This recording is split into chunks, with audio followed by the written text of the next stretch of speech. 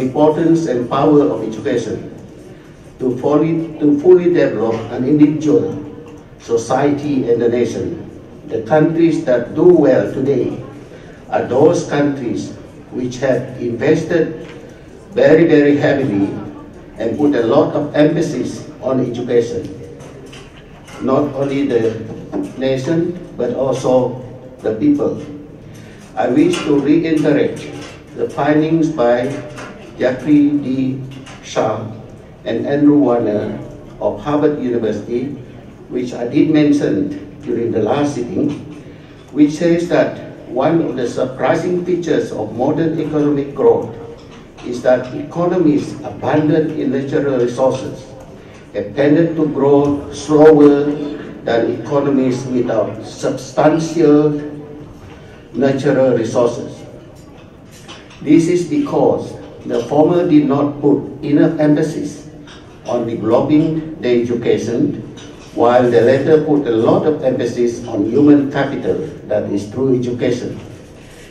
Examples of such countries are Singapore, South Korea, Japan, Hong Kong, Taiwan, and the 5 Nordic countries. The countries with abundant natural resources suffer from the curse of the luxury of their abundant natural resources, as pointed out by the study. Sarawak as a state should emulate those countries which put a lot of emphasis on education, which I mentioned earlier, which will put a lot of emphasis on developing the human capital through education. Dato' Amar Speaker, the schools where we instill our children with good values and moral characters should be well equipped with good teachers, facilities, and basic amenities. Our school should aspire to produce children with rounded personality, equipped with the necessary knowledge and skills. We are supposed to prepare them to face the challenges of the digital age and Industry 4.0. And yet, Dato' Amar Speaker, the reality is in Sarawak, we still have many schools that do not have basic amenities such as electricity and treated water supplies. Until today, we still have schools that are without electricity, without treated water supply, and without road accessibility, let alone internet connectivity. Schools without basic amenities, electricity. As of 2018, there are 371 schools in Sarawak still without electricity supply and are fully dependent on generator sets. Under the Federal Ministry of Education, current contract since 1st January 2017, there has attracted much controversy. All of these schools are to be installed with solar hybrid system.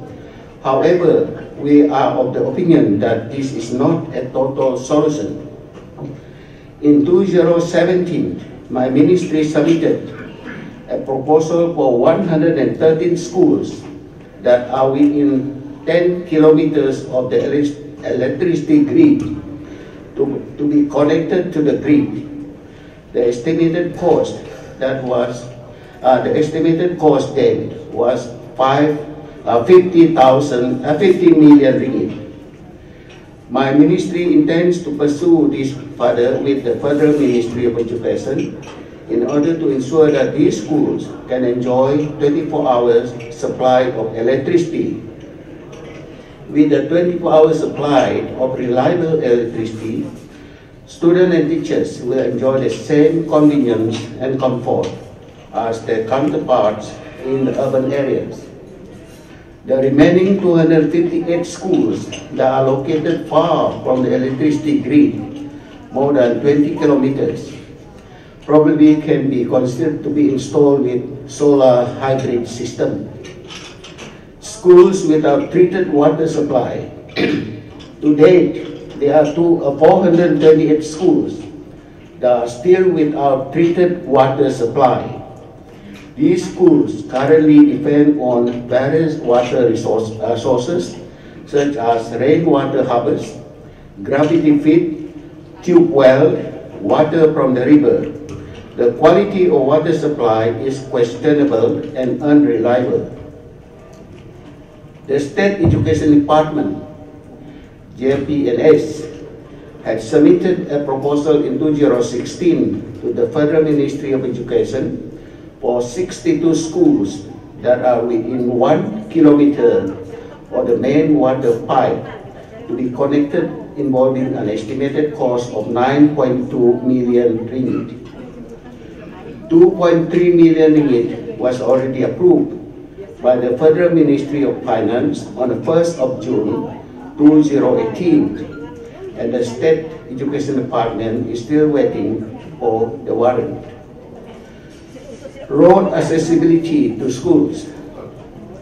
Proper and reliable road access to schools are important. For the information of this August House, 721 schools do not have proper road access. That is about half of the total schools that we have.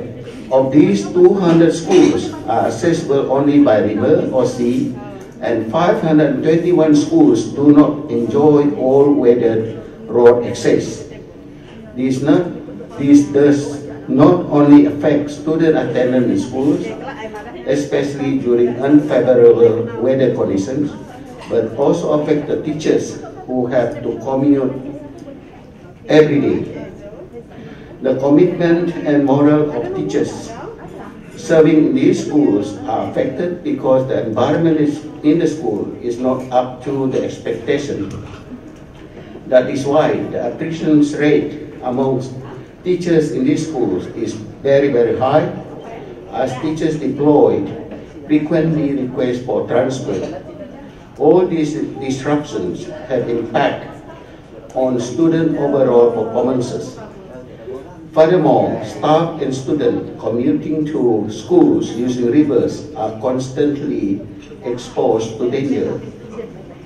Our proposal to merge low enrollment schools into centralized centers that have all-weather road access, as well as all the necessary facilities, amenities, including boarding schools, would have alleviated this situation.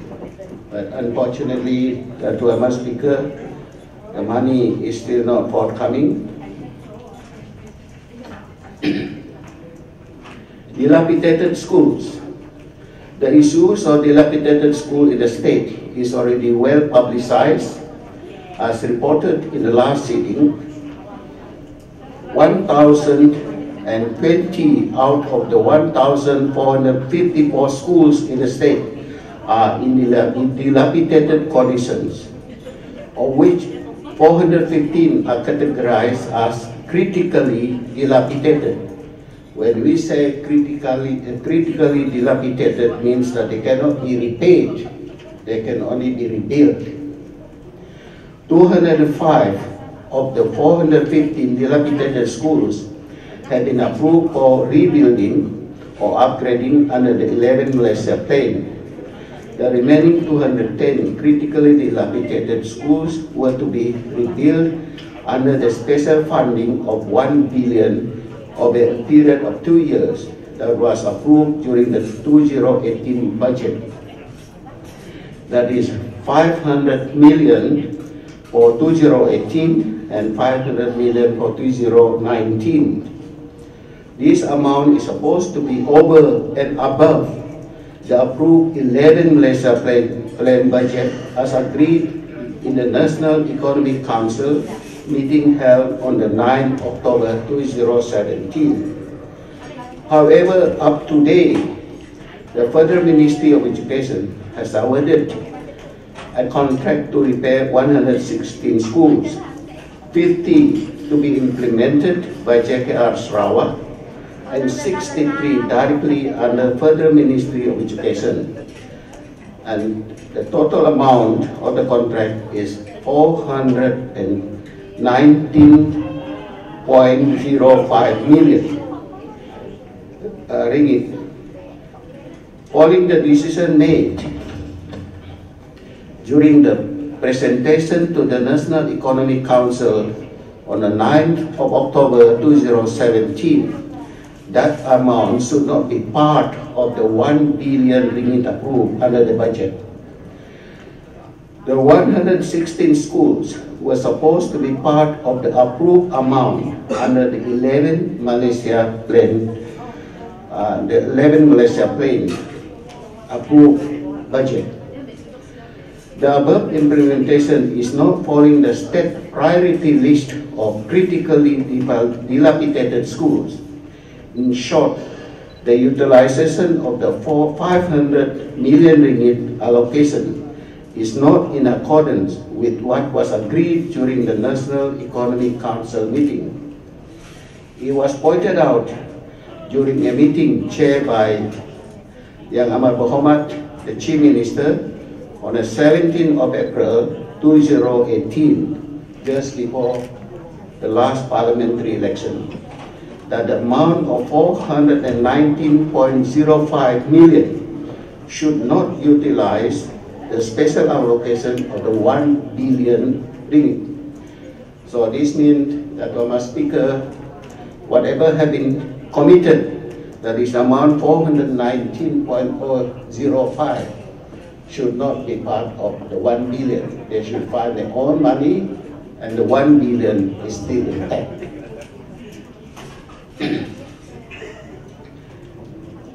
We sincerely hope that Pakatan Harapan government will honor the decision made then in the interest of education of our young children. I have always emphasized that education should not be politicized at the expense of our children's future. That, Mr. Speaker, while addressing the issue of dilapidated schools, we must also resolve the issue of schools frequently affected by flood. On average, about 80 schools in Sarawak are prone to flooding. For example, early this year, a total of 78 schools were badly affected by flood. The damage caused by flood was estimated at 16.1 million ringgit. The damages include furniture, ICT equipment, non-ICT equipment, electrical wiring, and buildings. The state government contributed 4 million ringgit to have covered the school's damages, in addition to the allocation from the federal government. This is an immediate measure to ensure that the school's operation is not disrupted. There is a need for a long-term solution, and that is to relocate the schools to higher ground. Some of these schools are low enrollment schools and dilapidated schools also. We indicated during our recent meeting with the new Minister of Education, Yang Berhormat Dr. Masri Malik, that the relocations of this school will be our priority. State intervention in development of schools. The state government has recently approved state funding for the relocations and rebuilding of 2 schools, namely SK Ulu Sagan in Bintulu Division and SK Maludang in Betong Division, amounting to 40.1 million ringgit and 48.2 million ringgit respectively. These 2 schools are critically dilapidated and prone to frequent flooding. The actual cost will definitely depend on the tender price.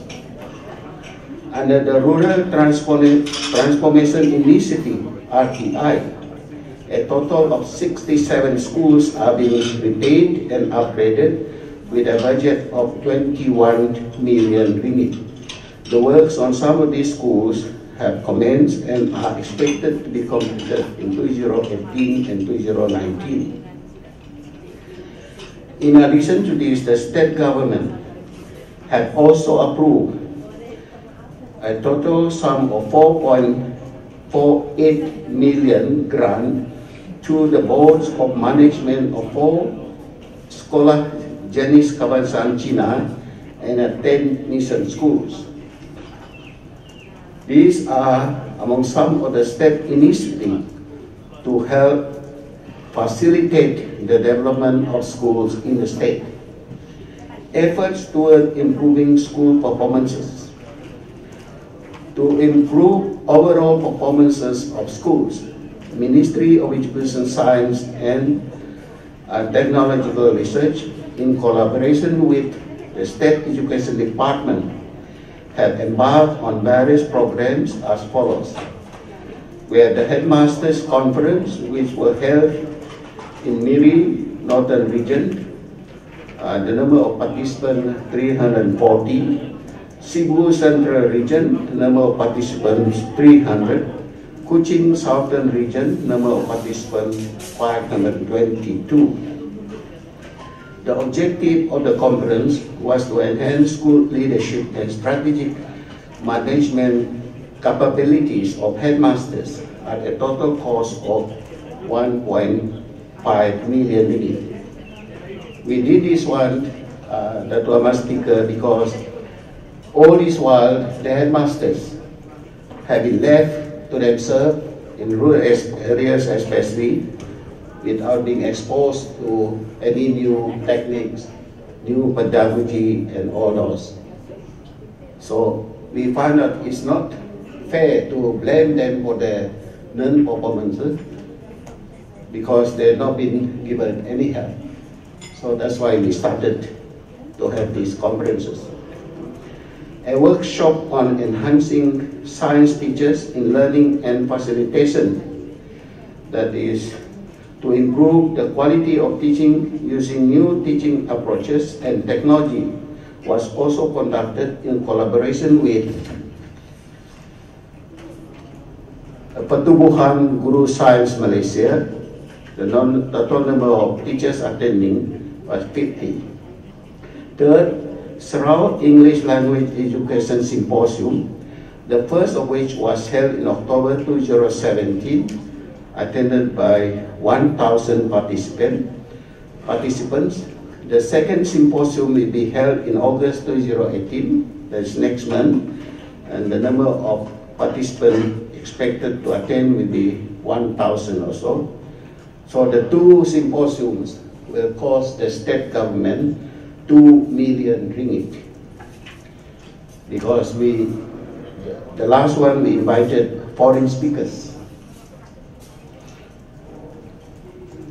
Fourth, Speak English Every Day, Everywhere, that is, was launched in Bau on the 27 October 2017. The English Language Proficiency Program at SK Nangha Jau in Batong on the 10th of March 2018. 6. Serau English Language Proficiency Initiative, SELFI, was launched by YAD, the Chief Minister in Sirian District on the 17th March 2018. Script Writing and Drama Workshop, which was held in April 2018, and subsequently the drama competition will be held on 19 July this year. This is to encourage the use of English language among students in a creative and fun manner. The ministry will also encourage schools to engage with parents to ensure greater participation of parents in their children's education.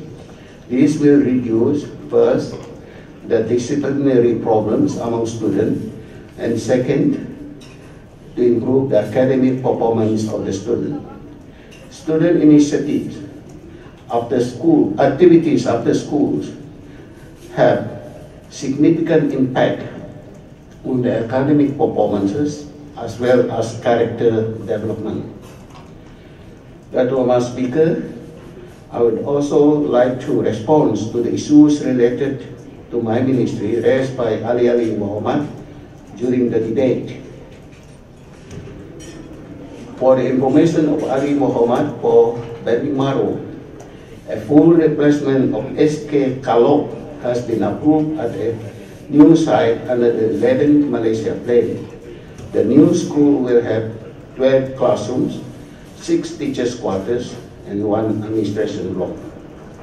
Meanwhile, at the current site of SK Kalau, an IBS project has been implemented and completed to address the dilapidated condition of the school. The project consists of 7 classrooms, 1 science room, 1 administration and toilet block each. However, this is just a temporary measure while waiting for the new school to be completed. For SK Tambak, the upgrading project for the school has been proposed under the IBS industrialized building system by State Education Department. This is now pending approval from the Ministry of Education. Not my ministry, Ministry of Education, Kuala Lumpur. For the information of the Muhammad for Tamim, the Chief Minister has already approved the allocation of 500,000 for the multi-purpose hall of SJK Chinese China Tong A in Selangor. For the preparation of Muhammad Umarado, SNK Bana Bintango has 5 special education classes with 26 students. Based on this, the school is allocated 6 special education teachers. At the moment, they already have 4 teachers there, therefore is short of only 2 teachers. The Sarawak State Education Department is waiting for approval of the Federal Ministry of Education to train existing teachers for special education. For the information of Ali Muhammad for report, according to the Ministry of Education Malaysia, currently there is no plan to build a technical or vocational school in Dun Rapop. For the information of Ali Muhammad for Ringa, for Sekolah Jenis Kebangsaan Cina, Linga, and SK San Dunstan, a grant of 300,000 and 500,000 respectively have been approved by the state government. In addition, a grant of 42.2 million ringgit have been approved by the state government for rebuilding SK Maludam, as I mentioned earlier.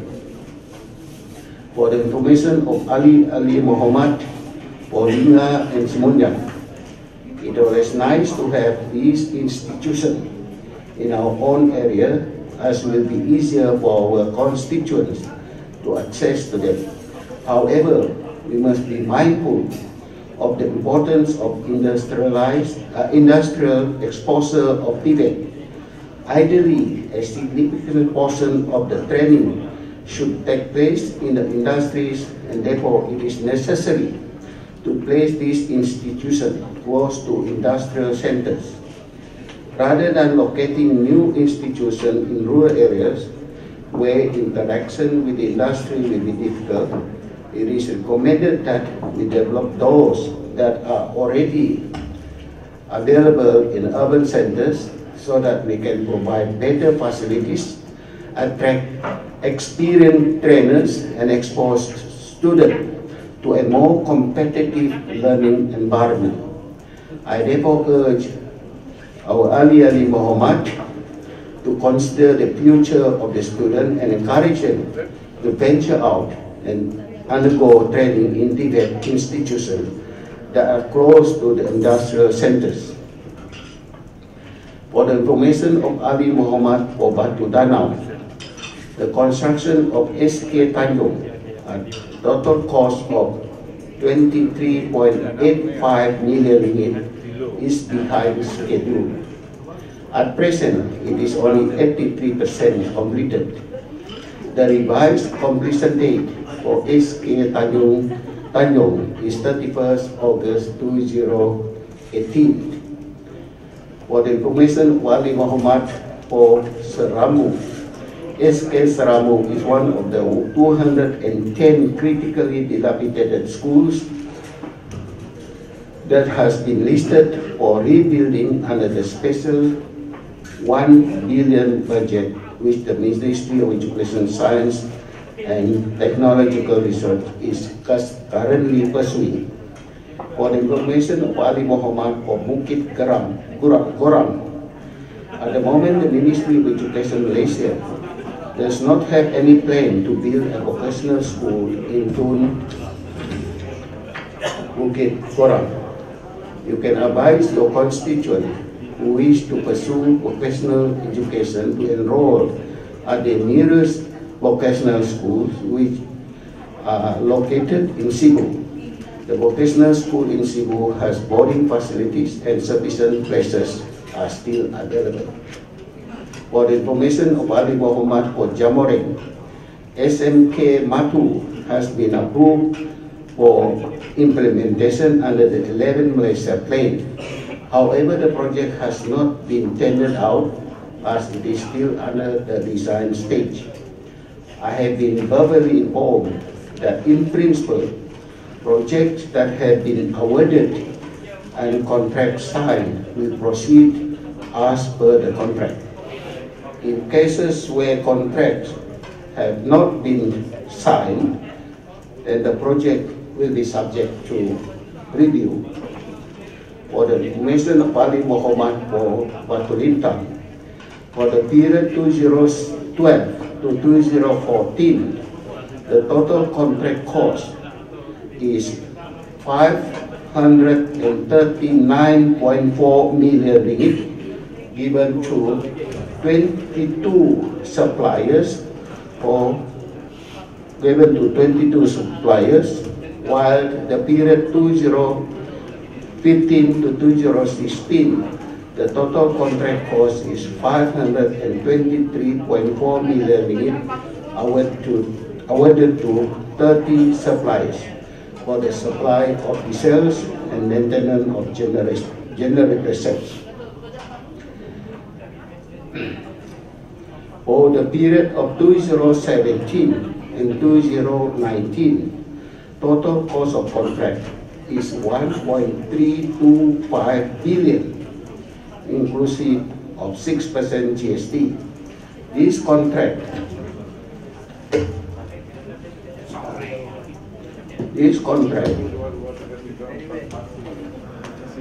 for the design and build of solar hybrid system, supply of diesel and maintenance of generator sets for 369 schools was awarded by the Federal Ministry of Education to one contractor, Japak Holding Sendirian Berhad.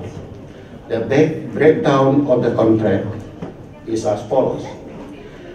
General conditions and preliminaries, 25,459,757 ringgit. Solar panel system, 758,127 ringgit. Design and build and supervision, 10,569,340 ringgit and 80 cents. Operation and maintenance of generator sets, 459,132,775 ringgit and 20 cents. The contract is a subject matter of Malaysia Anti-Corruption Commission investigation and has been widely reported in the media. Meanwhile, in order to ensure that there is no interruptions of supply of diesel to the schools affected, the State Education Department had been authorized by the Ministry of Finance to do a direct purchase of diesel up to 20,000 ringgit per month per school at a ceiling of 200,000 ringgit for 10 months, that is for each school.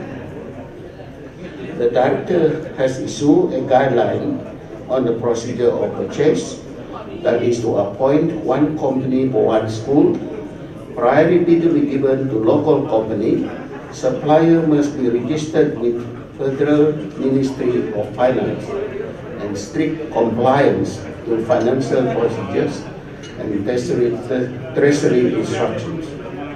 The State Education Department will ensure that no school's operation will be affected by the shortage of diesel. Datuk Amar Speaker, democratization of school, of education, which is being practiced by many countries in the world, including Malaysia, is to provide every child access to education, and in the case of Malaysia, up to Form 5 level. However, this is called the universal education. However, if we want to ensure the same level playing field for all in education, then equalization of education will be the solution. And to achieve this, first, education will have to be totally free at all levels, up to tertiary. At the moment, Malaysia still cannot afford to have totally free education. So probably, Dato' Amar Speaker, to start with, Malaysia can practice positive discrimination. Positive discrimination, something which is new.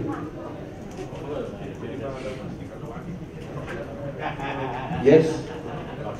Yeah. Thank you, Dr. Amar Speaker.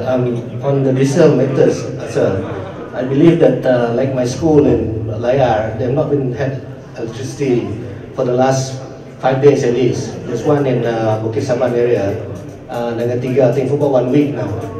I think in certain areas, especially in the interior, 20,000 is not enough for supply for 1 month, if it's inclusive of transport. So that's one thing. Second thing, when will the department be able to send the supply? Because this interruption, especially those yang berasrama, they have problem with keeping the supply of food also because there's no refrigeration and so forth. If this can be done quickly, or at least some other method of intervention, if you wait for perolehan and all that procurement, it might not be solved within the next 2 weeks or so even. Thank you, sir. Terima kasih, Yang Muhammad Walaya. The Education Department actually just received this circular or this directive from the Ministry of Education dated 20th June 2018. And this, according to this circular, the Director of Education will have the power to empower the district educational officers to appoint suppliers, and that suppliers must be registered with the Ministry of Finance. So meaning that it is direct to the ground. And as of yesterday, I was told that definitely there are about 50 which have not been supplied. But I believe by today, all will be supplied. So 20 is at the moment the limit for 1 month. 200,000 is the limit for 10 months. That is waiting for what will be the next agreement, because there was a contract, or there is a contract, and that contract is supposed to expire by the year 2019, end of 2019. So when there is a contract like this, definitely there is a legal issue involved. So the Ministry of Education together with MOF are at the moment looking at all these legal issues and what is the next step after that. But this is the interim period, interim measures. That is the 20,000 per month and 200,000 the limit for one school. And I believe that no school will be in the dark for the next 10 months.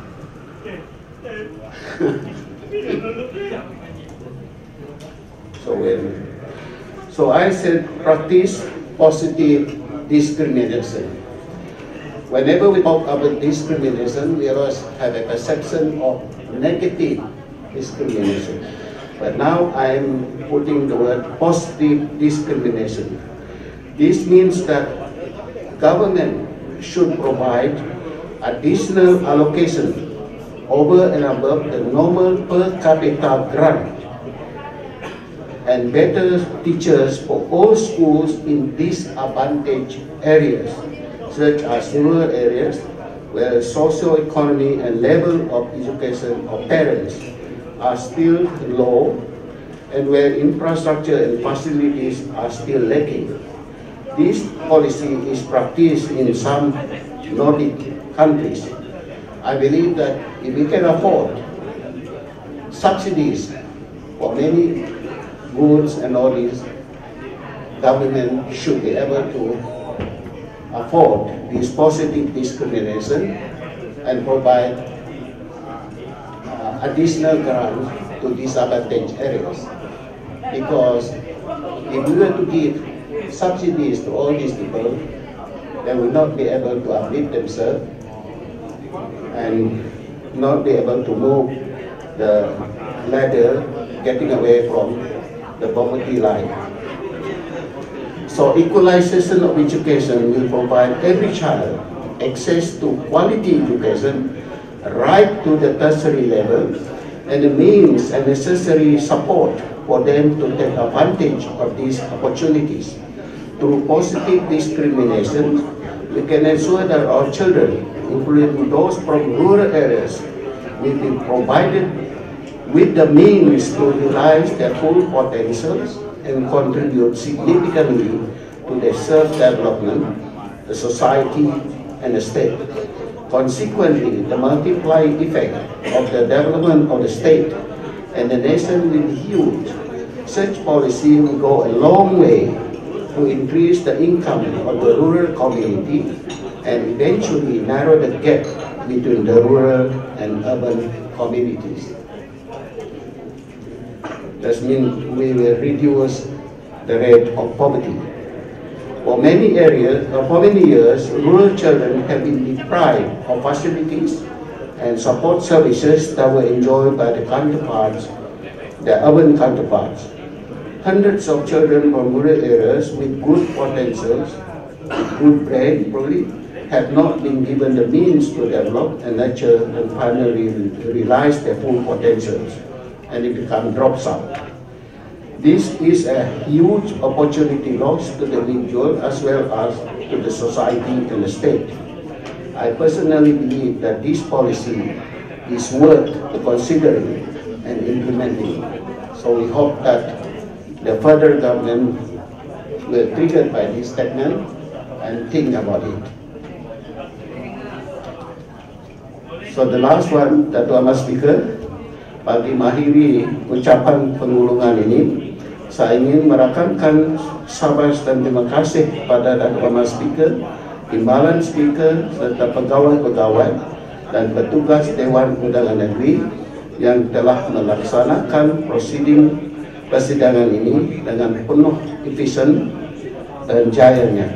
Saya juga ingin merakamkan ucapan terima kasih kepada semua pegawai kerajaan serta agensi-agensi yang terlibat, khasnya pegawai-pegawai dari Kementerian saya dan Jabatan Pendidikan Negeri Sarawak atas komitmen dan kerjasama yang telah diberikan sepanjang persidangan ini. Sekian, terima kasih.